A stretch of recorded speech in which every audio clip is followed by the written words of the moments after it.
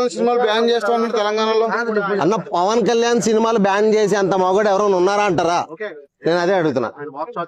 అది జరిగే పని కాదన్న. ఎందుకంటే ఇప్పుడు ఎవరైనా మాట్లాడొచ్చు, మాట్లాడింది తప్పే. మొన్న కోనసీమ గురించి మాట్లాడింది, అది కూడా ఒక చిన్న పాయింట్ ఆఫ్ వ్యూలో మాట్లాడారు కానీ ఆయన నెగిటివ్ గా అయితే మాట్లాడలేదు డెఫినెట్ గా. సో అది దానికి తెలంగాణ వాళ్ళు మనోభావాలు దెబ్బతిన్నాయని కొంతమంది వీడియోలు చేశారు.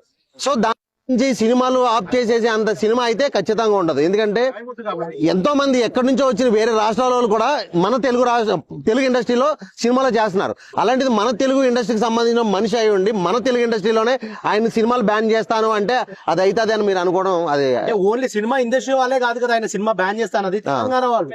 అవునన్నా, అది జరిగింది. ఎందుకంటే ఎవరు మనుషులు తలుచుకుంటే ఏదైనా జరుగుతుంది, ఒకటే అది కాదు కాదు కదా. ఇప్పుడు సినిమాలు బ్యాన్ చేసే అంత అయితే ఉండదు అన్న డెఫినెట్ గా. ఎందుకంటే డెఫినెట్ గా ఉండదు. ఎందుకంటే పవన్ కళ్యాణ్ ఫ్యాన్స్ ఎంతమంది ఉన్నారు. సో ఇక్కడ మీరు బ్యాన్ చేసినా ఇక్కడ ఉన్న ప్రజలందరూ కూడా వెళ్ళిపోయి ఖచ్చితంగా ఎక్కడ రిలీజ్ అయితే అక్కడ సినిమా చూడడానికి సిద్ధంగా ఉంటారు. కాబట్టి ఖచ్చితంగా ఊరుకోరు ఫ్యాన్స్ అనేవాళ్ళు, ఖచ్చితంగా ఊరుకోరు. అవసరమైతే నేను చెప్తున్నా, పవన్ కళ్యాణ్ ఫ్యాన్స్ తలుచుకుంటే గవర్నమెంట్ కూడా పడిపోయే అవకాశం ఉంటుంది. ఎందుకంటే మీరు కనుక ఈ తెలంగాణలో రేవంత్ రెడ్డి కనుక లేదంటే ఎవరైనా సరే బ్యాన్ చేస్తున్నాం అంటే ఖచ్చితంగా ఉండే ఫ్యాన్స్ మామూలుగా ఉండదు. గవర్నమెంట్ అయినా పడిపోయి మరి వేరే గవర్నమెంట్ అన్న రావచ్చు, ఆ రేంజ్ లో ఉంటది అన్న డెఫినెట్ గా. ప్రజలను ఉద్దేశించి చేసిన వ్యాఖ్యలు మీరు సమర్థిస్తున్నారు ఇప్పుడు అన్న ఆయన మాట్లాడింది వాస్తవానికి నెగిటివ్ గా అని మాట్లాడాలని అని కాదు, అక్కడ పాజిటివ్ గా మాట్లాడేది అది నెగిటివ్ అయింది ఇక్కడ. సో అక్కడ వాళ్ళకి పాజిటివ్ గా మాట్లాడదాం అనుకున్నారు ఆయన. సో ఆయన మాట్లాడిన విధానంలో కొంచెం అది నెగిటివ్ గా అనిపించింది. ఇక్కడ ఒక మాట ఆంధ్రాకి వెళ్తే ఒక మాట, ఎంతవరకు కరెక్ట్ అంటే ఎక్కడ అంటే రాజకీయం అన్న ఇప్పుడు రాజకీయాల వరకు వస్తే కళ్యాణ్ గారు మాట్లాడే మాటలకి నేను కూడా సమర్థించను. ఖచ్చితంగా నేను చెప్తున్నా, as a Pawan Kalyan fan గా నేను చెప్తున్నా, నేను సినిమాలంటే పడి చచ్చిపోతాను. కానీ రాజకీయాల విషయానికి వస్తే మాత్రం నేను కూడా ఆయన మాట్లాడే విధానంతో నేను కూడా కొన్నిసార్లు అప్సెట్ అవుతున్నాను. ఎందుకంటే ఒక మాట ఒకసారి మాట్లాడిన మాట రెండోసారి మాట్లాడేదానికి ఉండదు. సో మెయిన్ ఏంటంటే పవన్ కళ్యాణ్ ఆయన మంచి ఆయనే, కానీ ఆయన వెనకాల ఉన్న చంద్రబాబు నాయుడు అయితే ఎవరైతే ఉన్నారో సో ఈయన మాట్లాడే మాటల్ని ఆయన చేయలేకపోవడం, లేదంటే ఈయన ఏదైనా చెయ్యాలి అనుకుంటే దానికి చేయకుండా అడ్డు చెప్పడం. సో దాని పాయింట్ ఆఫ్ వ్యూలో ఆయన చేతిలో ఏమీ లేకపోవడం వల్ల కేవలం డిప్యూటీ సీఎం గా మాత్రమే ఉన్నారు. కానీ ఆయన చేతిలో అధికారం అనేది ఖచ్చితంగా చంద్రబాబు, లోకేష్ వీళ్ళు ఇవ్వరు ఆయన చేతికి. సో ఈ గవర్నమెంట్ పోయి మన నెక్స్ట్ 2029లో అయితే జగన్ రావాలి, లేదంటే పవన్ కళ్యాణ్ ఓన్ గా నిలబడి గెలిస్తే కనుక మాత్రం నెక్స్ట్ లెవెల్లో ఉంటది. అప్పుడు ఆయన ఏదైనా చెయ్యాలి అనుకుంటే చేయగలుగుతారు. సో అప్పటి వరకు మనం ఏంటంటే ఆయన ఏదో చేద్దాము అనుకుంటున్నారు. ఆయన ఇప్పుడు కాదన్న, ఎలక్షన్స్ లో రాకముందు కూడా పేద ప్రజలకు ఎంతో హెల్ప్ చేసిన మనిషి ఆయన పవన్ కళ్యాణ్. ఆయన పవన్ కళ్యాణ్ వల్ల చంద్రబాబు పవన్ కళ్యాణ్ అన్న ఖచ్చితంగా చెప్తున్నా, పవన్ కళ్యాణ్ వల్లే చంద్రబాబు గెలిచారు. కానీ గెలిచిన తర్వాత కళ్యాణ్ పక్కన పెడుతున్నాడు. ఖచ్చితంగా చెప్తున్నా, చంద్రబాబు పక్కన పెడుతున్నాడు. అన్న డిప్యూటీ సీఎం అనేది రాజ్యాంగంలో ఎక్కడా లేదు ఆ పదవి గురించి. ఆ రాజ్యాంగంలో లేని పదవి అది డిప్యూటీ సీఎం అనేది. తెలంగాణని 10 సంవత్సరాలు కాదు 40 సంవత్సరాలు పాలించింది ఒక డిప్యూటీ సీఎం. అదే అన్న, అది చట్టంలో రాజ్యాంగంలో లేని పదవి అది. కానీ ఆయన డిప్యూటీ సీఎం తర్వాత సీఎం. కానీ సీఎం ఉన్నాడు కదా, సీఎం లేకపోతే ఆయనకి ఆ పదవి దానికి ఆయన ఏదైనా అర్హత ఉండిద్ది, అది ఏం చేయగలుగుతాడు. కానీ ఇప్పుడు సీఎం అయితే ఉన్నారు కదా, సో సీఎం లేనప్పుడు డిప్యూటీ సీఎం, సో సీఎం ఉన్నప్పుడు ఆ సీఎం చేతిలోనే ఉంటుంది. కానీ డిప్యూటీ సీఎం చేతిలో ఏమీ లేదు. సో ఆయన ఏదైనా చేయాలనుకుంటున్నా కూడా చేయని చెప్తున్నా.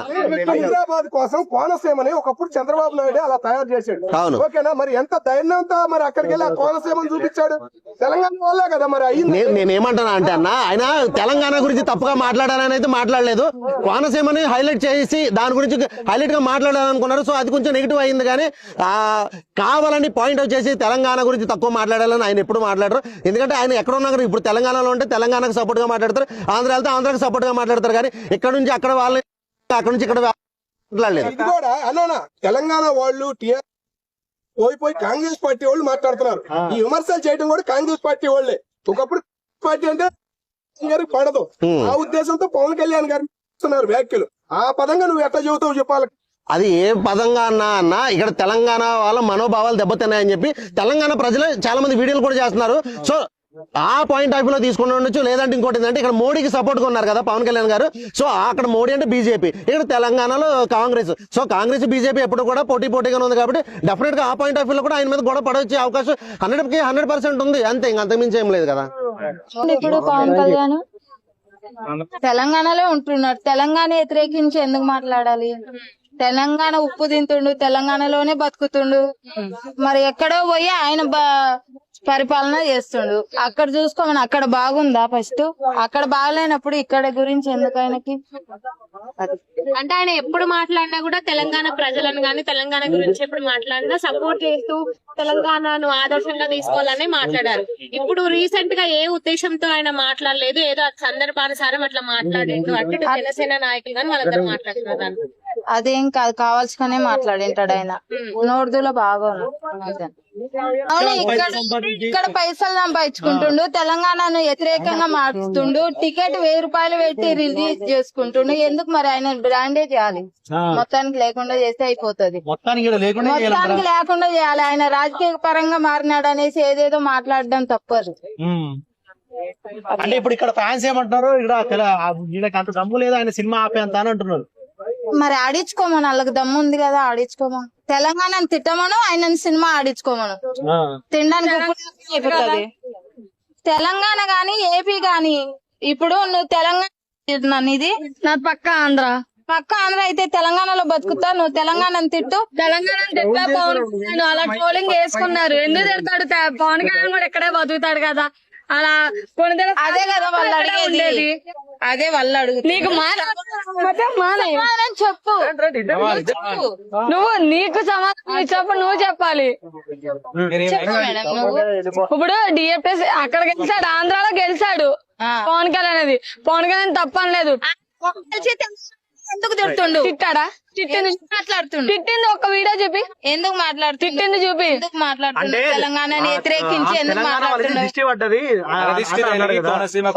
మొత్తం ఎండిపోయినాయి. మాది కోనసీమ, మరి మాది అటే జిల్లా. ఇప్పుడు తెలంగాణ దిష్టి పడుతుంది, ఎండిపోవాలా? ఏ వాతావరణం బట్టి అయినా ఎండిపోవచ్చు కదా. పవన్ కళ్యాణ్ తిరుగుతుండు కాబట్టి ఎండిపోయినాయి. జగనన్న ఫ్యాన్స్ మేము అలాగని కొన్ని మాట్లాడలేం కదా. ఇప్పుడు తెలంగాణ ఎందుకు తిట్టడం? ఆయన ఏం తిట్టలేదు. కొన్ని మాటలు బట్టి ట్రోలింగ్ వాళ్ళు ఇప్పుడు ఇది మాట్లాడితే 100 వేసుకుంటారు. మీ ట్రోలింగ్ వాళ్ళు తెలిసిందేగా. ఆవిడ మాట్లాడలేదు, అందుకే పక్కకి వెళ్ళిపోయింది. ఇప్పుడు అక్కడ నడుస్తుండు కదా, అందుకే ఎండిపోతున్నాయి కొబ్బరి చెట్లు. మరి నీకు ఎవరు వస్తే బాగుంది అనుకున్నావు? నాకు ఎవ్వరు వద్దు, మంచి నాయకుడు కావాలా. మంచి నాయకుడు అంటే ఎవరు? మరి నాకు చాలా జగన్ అంటే పిచ్చి ఇష్టం. ఆయన రాలేదు. వైసీపీ ఇప్పుడు ఇప్పుడు నువ్వేమన్నావు? యాజ్ ఏ పొలిటికల్ గా మాట్లాడినా జగన్ అనేటోడు ప్రతి 100కు 90% బాగా చేసినాడు. జగన్ చేస్తాడు, అది ఒప్పుకుండా. ఏం జరిగాయి ఇంకో తప్పితే మాట ఓటు వేయొద్దు అన్నారు. కానీ జగన్ ఓట్లన్నీ పడేసి అన్యాయంగా గెలిచిన వాళ్ళు చాలా మంది ఉన్నారు మన ఆంధ్రలో. కానీ ఎందుకులే అని అందరం సైలెంట్ అయ్యాం. ఫోన్లే ఎవరైతే వచ్చారు, కానీ వచ్చి ఆంధ్రాకి తెలంగాణ గొడవలు అయితే ఎవరు పెట్టవసరం లేదు. ఎలా నడిచేది అలాగే నడిచిద్ది. ఎలా వెళ్ళేది మేడం. జగన్ అన్న కదా, పవన్ కళ్యాణ్ మాట్లాడింది. పవన్ కళ్యాణ్ తప్పని లేదు. దిష్టి పడింది తెలంగాణ, దిష్టి పడింది అలా. దిష్టి పడింది కోనసీమ ఎండిపోయింది అన్నాడు. మేడం మీరు విన్నారా? ఇప్పుడు ఆయన సినిమాని బ్యాన్ చేయాలి, ఆయన క్షమాపణ చెప్పాలి బహిరంగంగా అని చెప్తుండు కదా. ఆయన చెప్పడు. దమ్ముంటే కాంగ్రెస్ వాళ్ళు ఎవరో నిరూపించుకోండి. మళ్ళీ పవన్ కళ్యాణ్ క్షమాపణ చెప్పించుకోమను. కాంగ్రెస్ వాళ్ళు ఎవరైనా తెలంగాణలో ఎవరైనా దమ్ము ధైర్యం ఉంటే తెలంగాణలో ఉద్యమకారులు ఉంటే రేవంత్ రెడ్డి నీకే చెప్తున్నా, పవన్ కళ్యాణ్ తో క్షమాపణ చెప్పించుకో నీకు ఆ ధైర్యం ఉంటే. ఎందుకంటే పవన్ కళ్యాణ్ ఫ్యాన్స్ చెప్పించలేరు. పవన్ కళ్యాణ్ ఫ్యాన్స్ అలా ఉన్న పవర్ అది. Use and throw. ఇప్పుడు నాకు యూజ్ ఉన్నప్పుడు నేను యూజ్ రౌడీజం కూడా అంటారు. రౌడీజం నువ్వు మాట్లాడేది అట్లా. ఇప్పుడు ఆంధ్ర సహం చూస్తే పవన్ కళ్యాణ్ ఫ్యాన్సే ఉంటారు. అలా ఎలా ఒప్పుకుంటారు? మాట్లాడినారు, కాంగ్రెస్ వాళ్ళు మాట్లాడినారు. అవసరం లేదండి. పవన్ కళ్యాణ్ గారు మరి ఆ వ్యాఖ్య చేశారు కదా, దాని మీద ఏమంటారు? మరి తెలంగాణ నరదిష్టి దాకి కోనసీమ కొబ్బరి చెట్లు ఎండిపోయాలి ఖచ్చితంగా కలర్ఫుల్ గా కరెక్ట్ గా అన్నారు. మరి మరి మీరేమంటారు పవన్ కళ్యాణ్ ఏదన్నా రైటే అంటారా? ఏదన్నా రైట్ ఎలా అంటాము, అది రాంగే కదా. పవన్ కళ్యాణ్ రాంగే రాజకీయ పరంగా. ఆయన తెలంగాణ దిష్టి పడింది అనడం రాంగే. ఎందుకంటే ఆయన అక్కడ ఆంధ్రాలో తిరుగుతాడు, తెలంగాణలో ఉంటాడు, 2 రాష్ట్రాల్లో ఉంటాడు. ఈ మన తెలంగాణను తప్పు పట్టడం అనేది అదైతే రాంగ్. అంటే ఇప్పుడు ఈడ కూడా అనేది ఏంటంటే ఈడ సంపాదించుకుంటుండు, ఈడ ఆస్తులున్నాయి, సొంత ఇల్లు ఈడ ఉన్నాయి, వాళ్ళ పిల్లలు ఈడే చదువుకుంటారు. అవును, ఆడికి పోయి ఈ మాట అనడం ఎందుకు అంటే ఇక్కడ ఉప్పు తింటున్నావు కదా అని అంటున్నారు. ఉప్పేం